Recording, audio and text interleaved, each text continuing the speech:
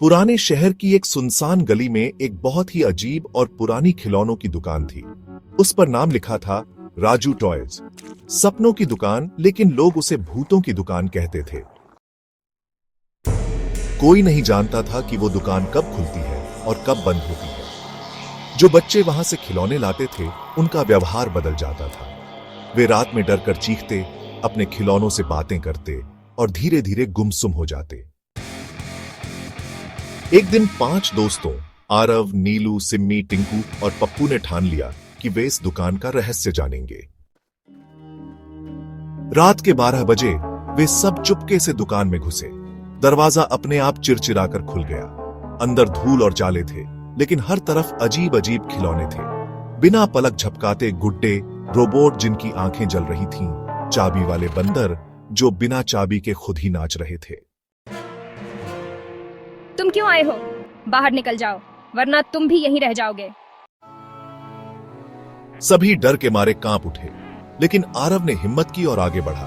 तभी अचानक एक रोशनी चमकी और सभी बच्चे गायब हो गए। जब बच्चों को होश आया, वे खुद को लकड़ी के खिलौनों में बदला हुआ पाए।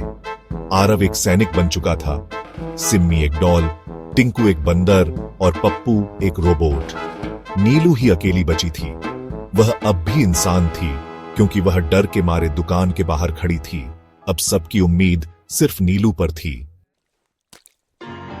नीलू ने अपने दोस्तों को बचाने के लिए पुरानी किताबें ढूंढी। एक किताब में लिखा था, जिसने इस दुकान में आत्मा फूंकी है, उसका नाम है राजू, खिलौना बनाने वाला, जो अब एक पिशाच बन चुका है।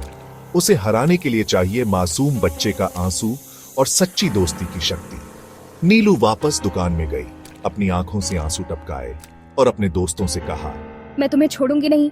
तभी दुकानदार राजू पिशाच बनकर आया, लेकिन नीलू के आंसू और दोस्तों की एकता से वो जलने लगा और धुएं में बदल गया। सभी दोस्त फिर से इंसान बन गए। दुकान जल गई, या ऐसा लगा।